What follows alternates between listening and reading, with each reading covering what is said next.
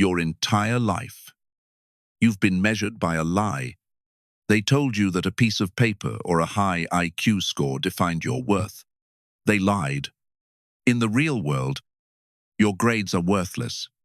True intelligence isn't about memorizing facts. It's about leverage. It's about survival. There are 7 levels to this game, and most of you are suffocating at the bottom without even knowing it. This won't be comfortable. It will be a cold, hard mirror to your soul. Do you have the stomach to see where you truly rank? Or are you too afraid to wake up? Level 1. The sleeper. This is the most crowded level of all. It is the baseline of modern existence. If you are watching this, you likely believe you are awake, but for the majority of the population, consciousness is a generous overstatement. They are the walking shadows. They do not live. They are lived by their circumstances. They do not think. They react. Their entire internal world is a series of biological reflexes triggered by external stimuli. They wake up to the alarm of a smartphone they didn't design. They scroll through a feed curated by an algorithm that knows their weaknesses better than they do. They consume content they didn't choose. They feel outrage because a headline told them to be angry. They feel desire because an advertisement told them they were lacking. They are the perfect fuel for the machine. Observe the way they interact with the world. They argue with strangers on the internet about topics they haven't researched, using phrases they didn't invent. They buy clothes they don't need to impress people they don't like. They repeat the same slogans, follow the same trends, and inhabit the same predictable cycles of dopamine and debt. They are vessels, hollow shells waiting to be filled with the opinions of the day. They have no internal locus of control. If the economy fails, they panic. If the media pivots, they pivot. They are entirely dependent on the systems that harvest them, to the architect or the puppeteer. The sleeper is not a person. The sleeper is a data point, a consumer, a predictable unit of energy to be directed toward a goal they will never understand. They live in a state of perpetual distraction. Silence is their enemy because silence brings the risk of reflection, and reflection is dangerous. Reflection might lead to the realization that their personality is just a collection of corporate-sponsored habits. They crave permission. They wait for the authority figure, the boss, the government, the influencer, to tell them what is good and what is bad. They are the children of the social hierarchy, forever looking for a parent to validate their existence. They produce, they consume, and then they are replaced. But even a sleeper has a breaking point. Deep down, beneath the layers of digital noise and social conditioning, there is a dull, aching friction, a feeling that something is wrong, that they are being used. Most people will suppress this feeling with more consumption, more noise, more sleep. But a few, a very small few, will allow that discomfort to grow. They realize that being a pawn is a miserable way to spend a life. They decide they no longer want to be the fuel, they want to be the fire. They want to stop reacting and start acting. They want to stop being the background noise of someone else's story. This realization is the birth of the ego. It is the moment they stop sleeping and start looking for a script to follow. They aren't ready to lead, but they are ready to copy those who do. They move from the void of the sleeper to the performance of the next level. Level 2. The mimic. If the sleeper is a rock at the bottom of a river, the mimic is the foam on the surface. You might think that because you watch these videos, read the right books, or listen to high-level podcasts, you have escaped the basement. You haven't. You've just changed your costume.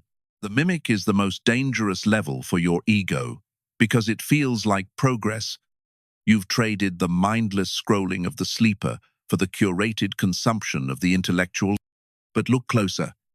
He quotes Marcus Aurelius, but lives in constant anxiety. He talks about Machiavellian strategy, but can't negotiate a better salary.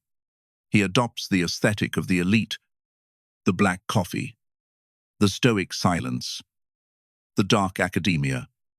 Without ever possessing the internal substance, he is a vessel for other people's brilliance. He repeats the insights of the giants so he can feel tall. But he has never stood on his own 2 feet.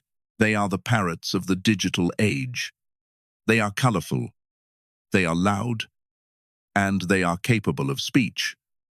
But they are entirely incapable of original thought. They don't have ideas, ideas have them.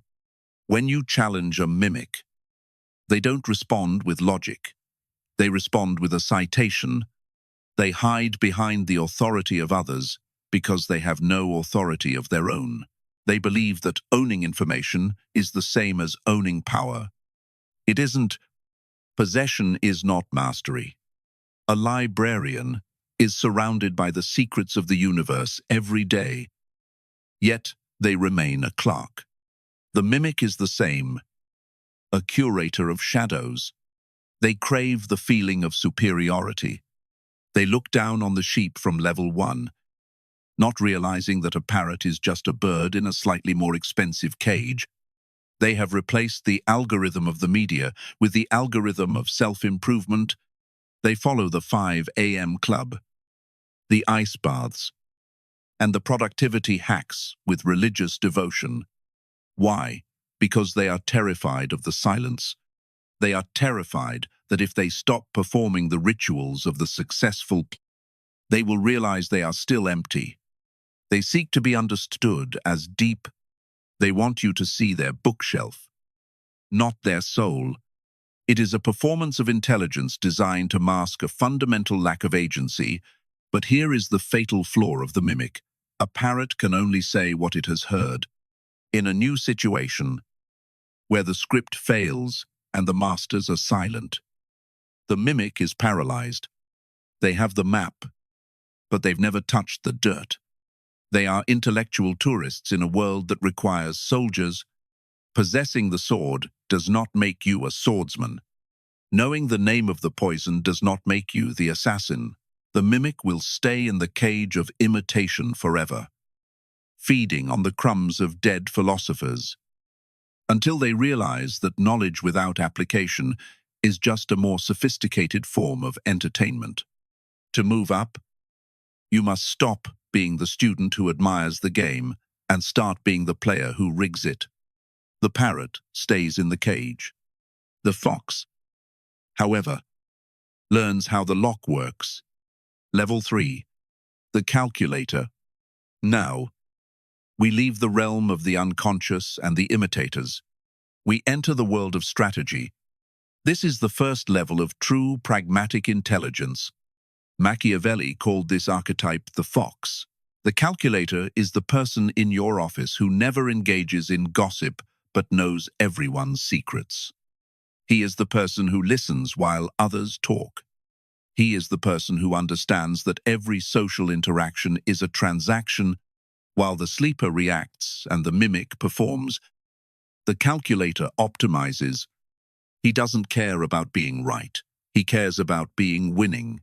He identifies the snares and the traps. He studies the patterns of power.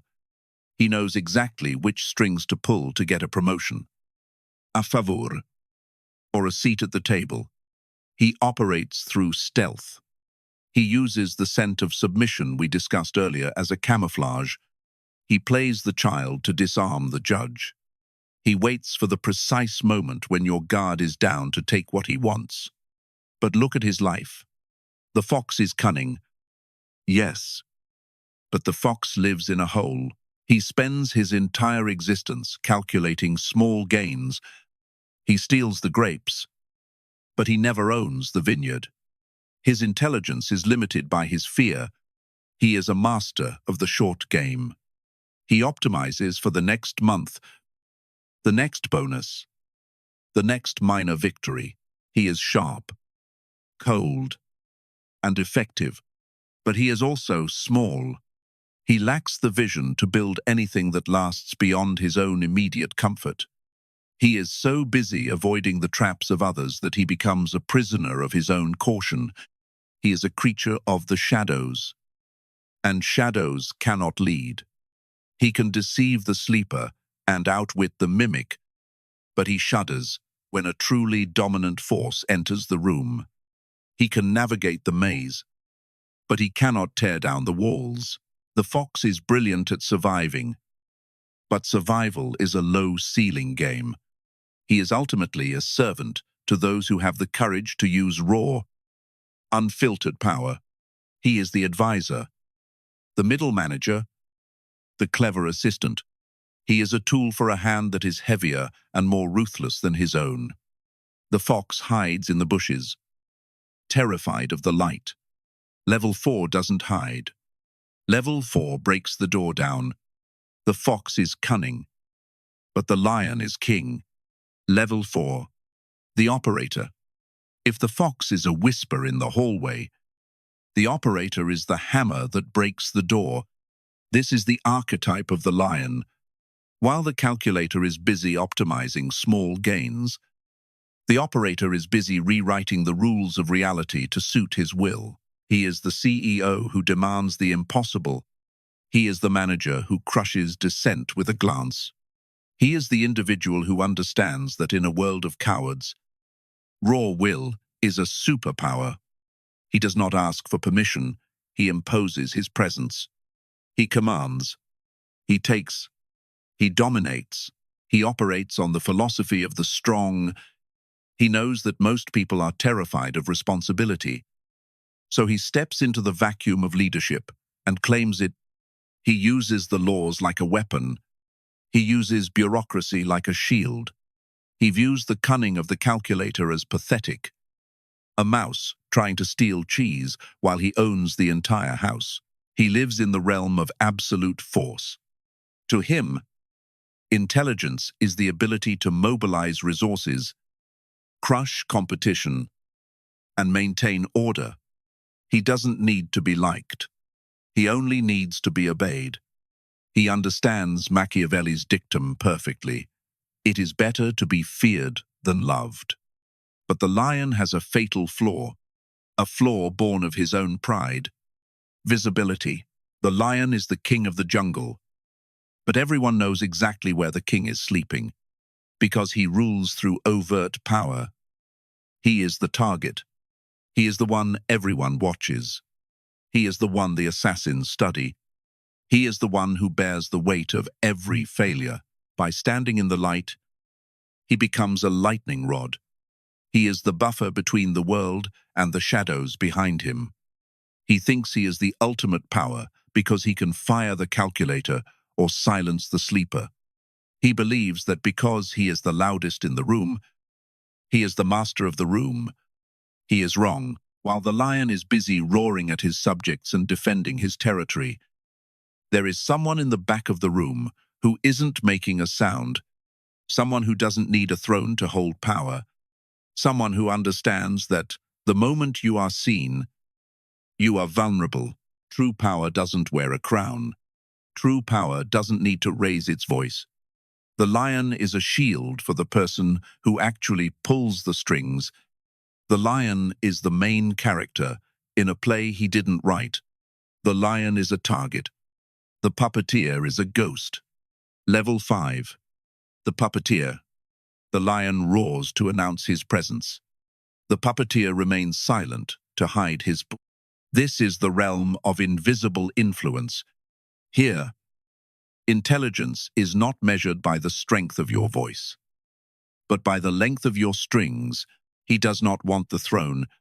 He wants the person sitting on the throne to believe the ideas they have are their own.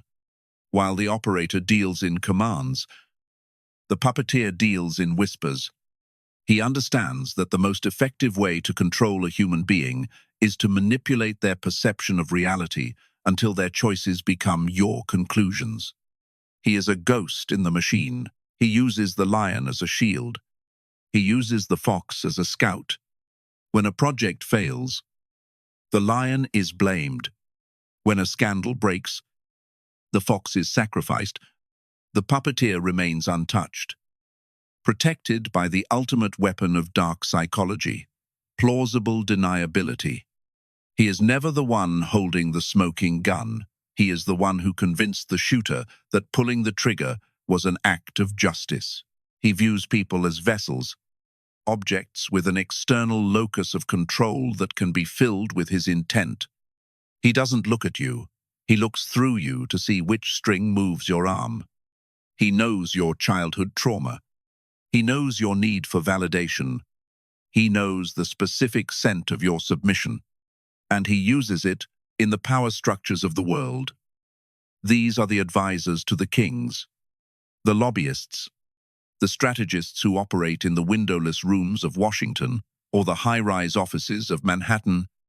They don't seek fame. Fame is a vulnerability. Fame is a target. They seek total, quiet control. They thrive in the shadows. They move the pieces. They create the conflicts that the sleepers argue about and the mimics analyze. They are the ones who understand that real power is never seen. It is only felt when it is already too late to resist. But even the puppeteer has a limit. He is a master of the game. But he is still playing on a board he did not build. He manipulates the currents, but he does not control the ocean.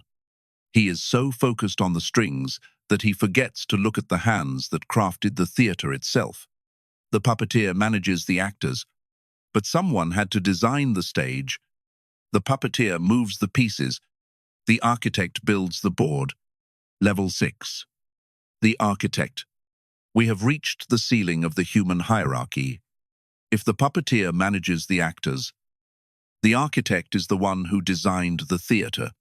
The fox spends his life trying to steal a cluster of grapes. The architect owns the vineyard, the soil it sits on, and the laws that govern the harvest. He doesn't need to manipulate you, because he created the environment where your only choices are the ones he has already permitted. He is the designer of systems. He builds the financial structures that dictate your debt. He crafts the ideologies that define your morality. He engineers the educational systems that ensure the sleepers stay asleep and the mimics stay obedient. He does not play the game. He is the game. From his perspective, the world is not a collection of individuals, but a series of flows, capital, information, and energy. He is detached, cold, and godlike. He doesn't hate the masses. He simply views them as biological components of a grand machine. To him, the roar of the lion is just a useful distraction, and the whispers of the puppeteer are merely maintenance for the status quo. He understands that true power is structural. You cannot rebel against him because your rebellion uses the very tools and language he provided for you. He has made himself invisible by becoming everything. He is the air you breathe and the wall you hit. In this realm, intelligence is the ability to create reality itself. While others are fighting for a piece of the pie, the architect is deciding the size of the kitchen and the temperature of the oven. He operates on a timeline of decades, not days. He is comfortable with silence because he knows that time is his primary employee.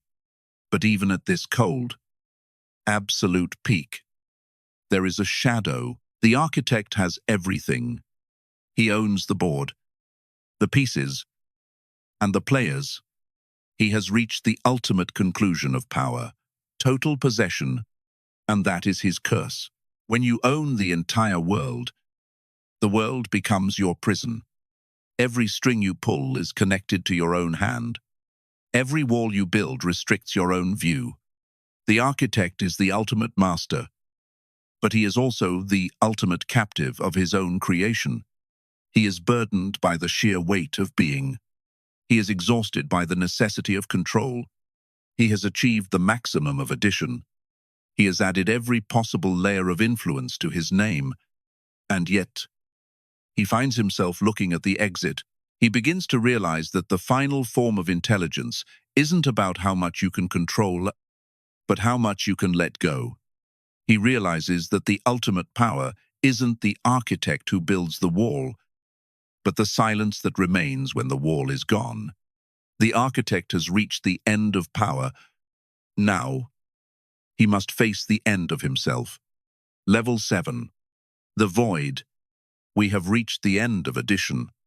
Now, we begin the process of subtraction. The fox, the lion, the puppeteer, and even the architect share one fatal vulnerability. They all want something. They crave power, safety, legacy, or control. And wherever there is a desire, there is a leash. Wherever there is a need to be understood or respected, there is a string waiting to be pulled. The void is the level of absolute detachment. It is the intelligence of the shadow that has no shape to grasp. Imagine a person who has killed the part of themselves that begs for permission, a person who no longer seeks evidence of their own worth. They do not react when challenged. They do not explain when accused. They do not defend when attacked. They have moved beyond the primal scent of submission. Silence is their primary weapon.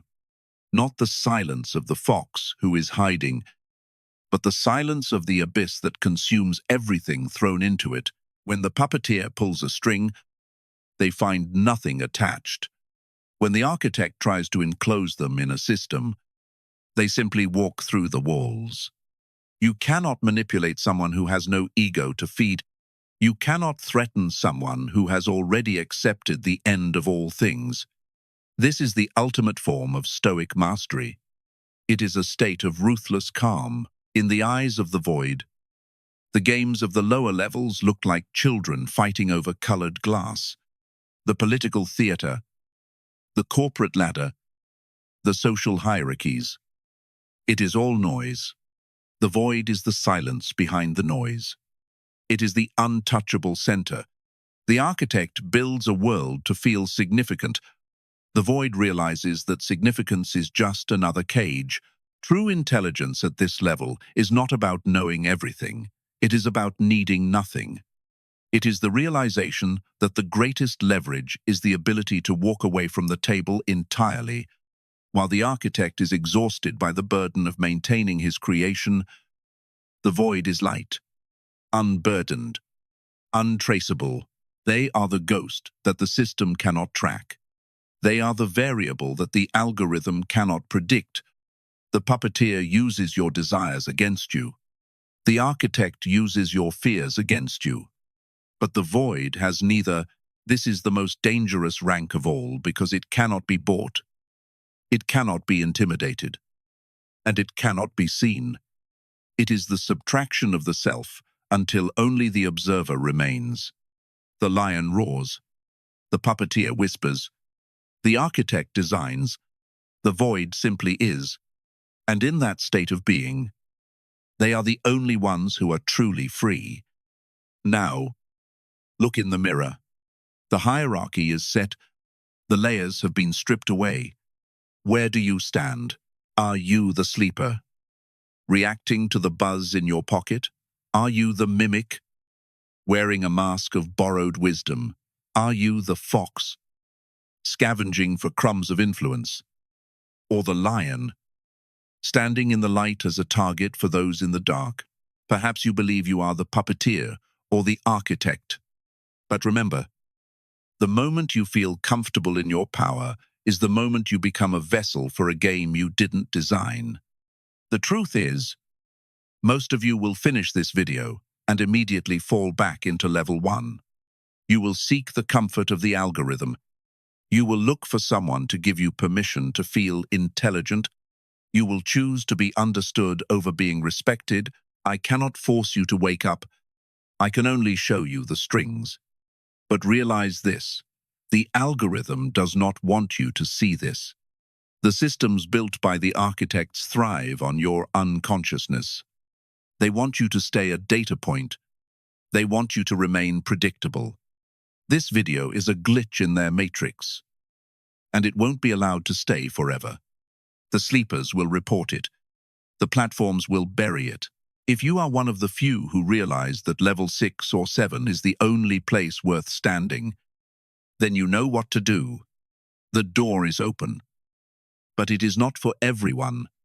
It is only for those with the stomach to kill the part of themselves that begs for safety. Click the Join button. Step into the architect level. Access the blueprints they don't want you to have. Or don't. Stay in the light where it's safe. Stay where you can be seen. Stay where you can be controlled. The choice was never mine. It was always yours. The theater is closing. Do you leave with the crowd? Or do you stay to see who owns the building? The void is waiting. Let's begin.